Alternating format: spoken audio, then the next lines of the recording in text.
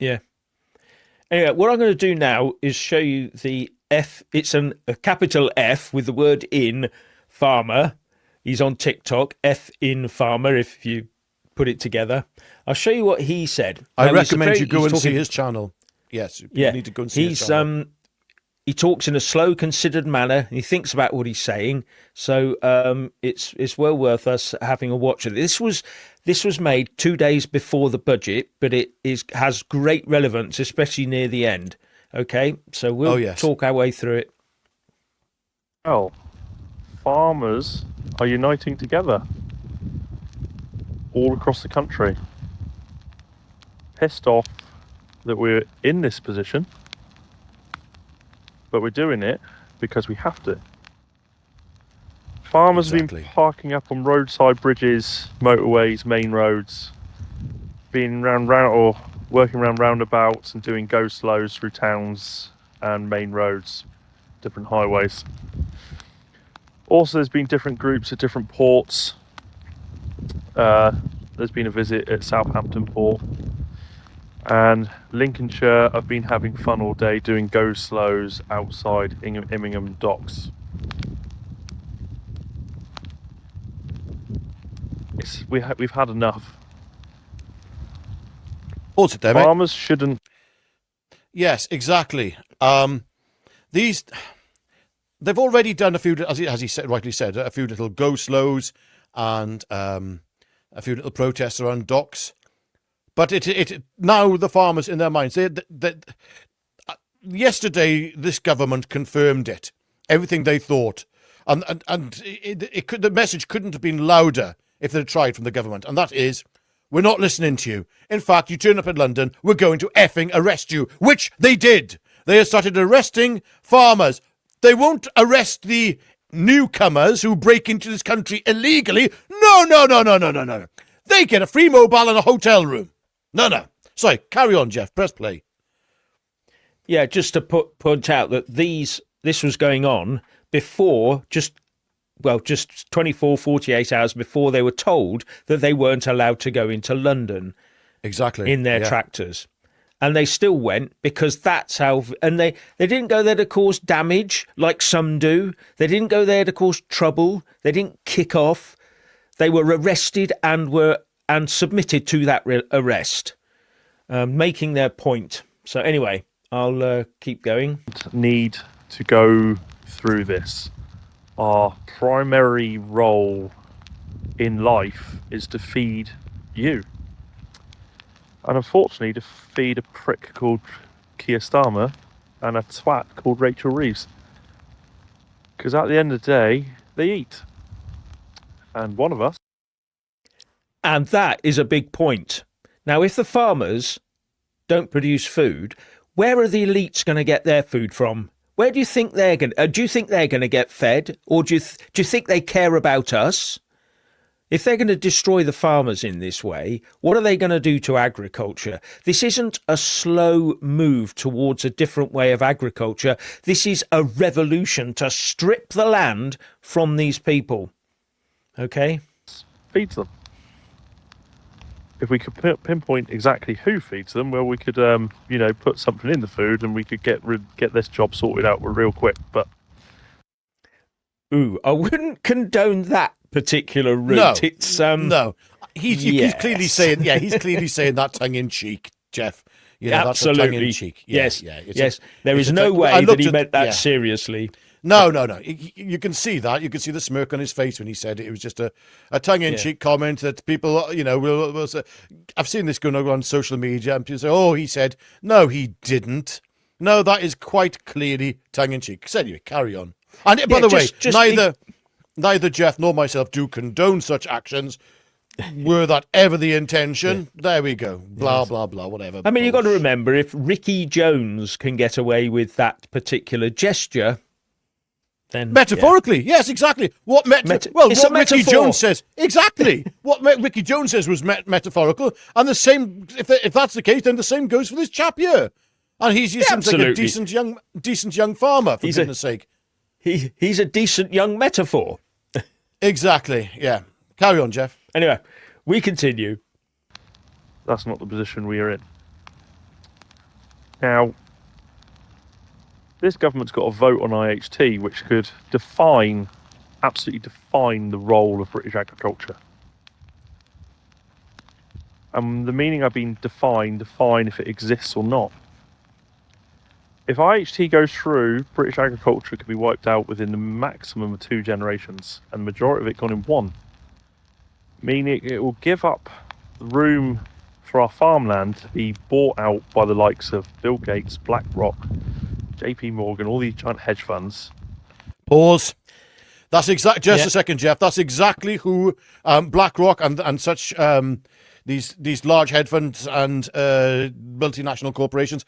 That's exactly who Keir Starmer tweeted on posted on X, his celebration of, and with a photo of him with the head of BlackRock and the head of various other large multinational companies, all sitting around, and he was saying how wonderful they are, which I find it completely confusing, considering that we're meant to be talking about a man who is supposed to be against all that sort of thing because he's meant to be left-wing. And this is where you realise that this whole concept of left-wing and right-wing thinking is a big load of rubbish. Anyway, but I've actually got some insight into that, which you must stay tuned because I've got something important to say later on that. Jeff, carry on. Yeah, so as I said, this is what was going to happen. The corporates are lining up to snap the land up, to hoover it all up, as these people are forced bit by bit to sell off land from their farms that turns them into smaller, non-viable units. That's the whole plan. So in the end, they have to sell up the whole lot and not carry on their farming in their local areas, which will be a bad thing to do. And as Caroline Velvet Deacon says, we need a way to buy from farmers directly. I feel so full of rage and fear for the future. Yes, if there was a way that could be quickly put together. Well, how about Nightingale farmers markets all over the place? Well, hang on a second. There is something. Well, we have something called the butchers as well. If you've got your local butcher, a lot of the time they're going straight. If you use the right local butcher, it depends where you live. But certainly the ones near where I have been living recently and used to live, I can tell you now that they're dealing directly with the farms. Many of them have abattoirs at the back of their butcher shops as well. So this cannot be forgotten. And so we do have the infrastructure there in many respects. Sorry, continue, Jeff, please. Yeah, I'll continue with the video. To produce your food with chemicals they want, because they own the companies that make them. Use robotics and AI instead of people. Meaning food would effectively, in the way I see it, be almost plastic coming out the ground and not made with people that care and have passion in what they do. And that chimes with me, absolutely chimes with me. I cannot, the thought of someone mechanically making stuff out of chemicals in a factory and mixing it with bugs that are made in a shed down the bottom of the road fills me with dread. We're not built for that. We really aren't. And they'll try and market this as a step ahead for humanity. With Bill Gates and his lot behind it. Oh, sure. Yeah, but none of you lot have seen Jeff catching a fly with his tongue from about 3 feet away. Yeah, just because I was living near a nuclear reactor, I know. Exactly. Just before I continue, I just want to say thanks very much to the Chromosome Cowboy. Just 4,000 Islamists were in Iran in the early 70s. Look what happened. What chance has the UK got? Good point. Iran... Yeah, that was I understand that a certain Central Intelligence Agency had a little bit to do with that as well, but I'm not sure. Yes, no, absolutely. Yeah. And honesty and truth. Thank you very much. The plan: elites will have the most meat and fish. All others who survived multiple jibbies will be vegan. BlackRock is a major shareholder in Campbell's Soup. I didn't know that, but there you go. It is the meat and fish. Meat and fish is, it's good for us. It's wonderful for us. Where are we going to get our cod liver oil tablets from in future? Yeah. But because I take them anyway. And John Platt, thank you. Larry Fink told Starmer to flood UK with illegals. I don't know if he did, but if he did, then yeah, I can imagine it. What they want, cheap labour. They want to free up land in Africa as well, I gather. So, you know, what's not to like for them? But there you go. Anyway, let's go on with our F in farmer. So this is the 24th, and today has been an incredible day of all the footage that has gone up over social media of all the farmers and what they've been up to. The 26th is in 2 days, and farmers again are going to London to try and make a point to a vote that shouldn't even exist, but it's going to happen. Now, Labour, you will never be voted in again. Now, that's true. I don't think they'll survive. But what do you think they're going to do in the interim? Are they going to go full scorched earth? Are they going to go the full whack? And how, if they do we stop them? People will not forget. This will be told to generations. The shit that you've caused people. We, as a country, not just farmers, and it's been heard everywhere, want you gone. And if we had an emergency push button to get rid of a government, I think it would have been worn out by now with the amount of pushes it would have had. But you lot have got to go. You are not fit for purpose. And we've just got to figure out how to get rid of you. So, effectively, what you brought yourself on is war. War, not just for farmers, but builders. And I imagine this next budget, you're going to attack every other industry or person that you haven't attacked like us. You know, moving forward, there's going to be even more enemies at your door. And that's exactly what we're seeing, isn't it? Just about everybody is turning their guns on Labour. Even all those businesses. Do you remember all those businesses that signed all those letters before Labour got into power saying, oh, how wonderful, Keir Starmer and his Labour Party are going to save us all. Now they're facing higher costs and higher taxes and all the rest of it. And did you know, in the OBR report, I found this out from someone talking on GB News, there's meant to be a paragraph in there saying that 9 out of 10 households will be better off under this budget. They're increasing tax to these levels. Yeah. Anyway. But the 26th is in 2 days. But a lot of us don't think you're going to do the smart thing. And it's just going to be the thought process for any politician watching this. What happens next? What happens next? Do you think that's a warning? Do you think that's if you don't come to your senses, things might start happening? Yeah. I don't know whether we should leave the video there, Jeff, for now. I've got a few thoughts on this, you see, because I think, this is what's coming across in the comments. What do you think happens next? Everyone's saying it. Every social commentator's saying it. And we're being told that if we even say that we are in some way encouraging it. I'll keep saying it because I know it's not encouraging it. I don't want it to happen. I want Keir Starmer to have a change of mind and to do the right thing for this country, whatever that is, whether that's a general election or to change political and ideological course. Something I can't see happening, but I'm very, very worried. Like this gentleman is, he's not, I mean, we're all worried. You can tell that what he's saying, he didn't want to be sitting in that field by that fire saying the things he's saying. Who would want to be having to do that? Who would want to have to be in the position where they're forced to say things which are very true, but very uncomfortable as well? And that is how our society is utterly collapsing. Jeff? Yes, yes. He hasn't got, most farmers haven't got time to do this sort of thing. It's just a case of they're busy. They go to bed early, get up early, and work hard, and so do their families.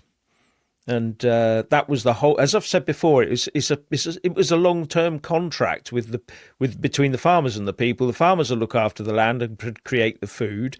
They don't get that much out of it because it's a very asset-rich but profit-poor industry. So you have all this outgoings, you don't get much for it back.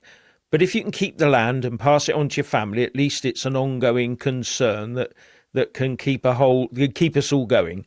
But that's just going to be thrown under a bus. Do you think that the people that work with people like Bill Gates and BlackRock and all those are going to be putting the amount of work and effort in to produce our food in the same way these farmers do?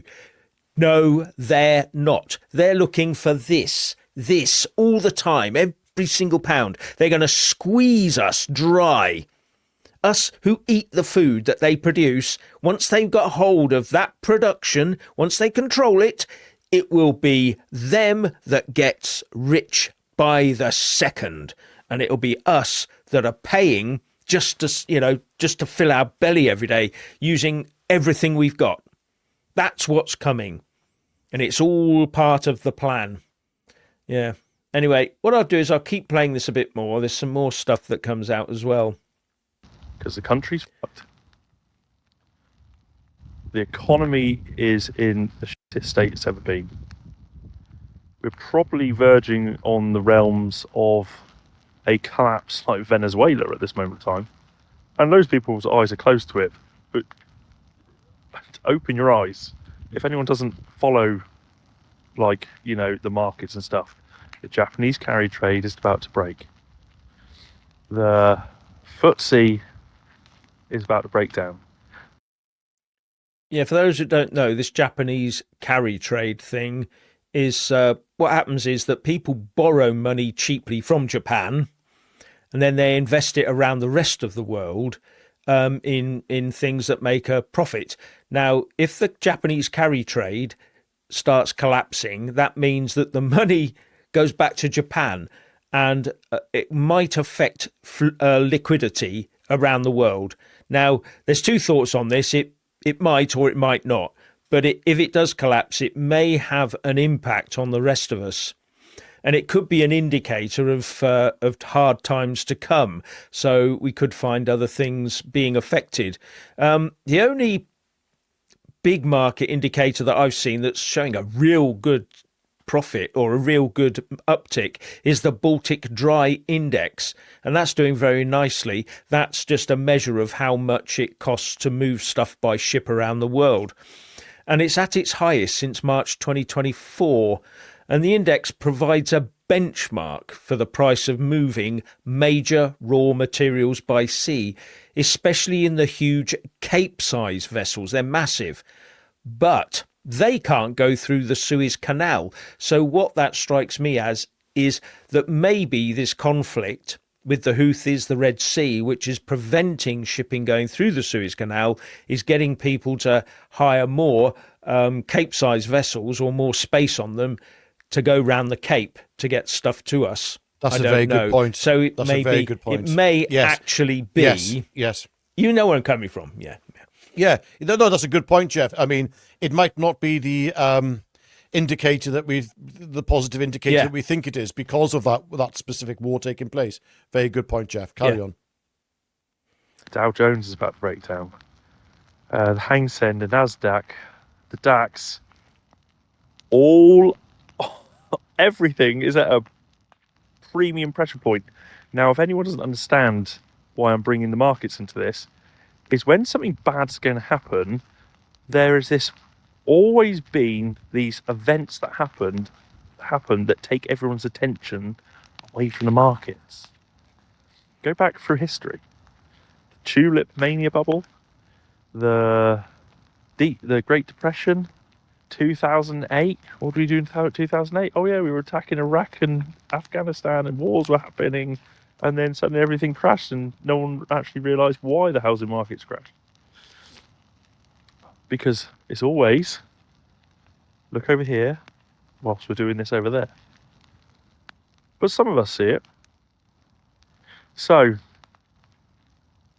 26 is nearly here. Farmer's going to be in London. And then we'll see what happens next.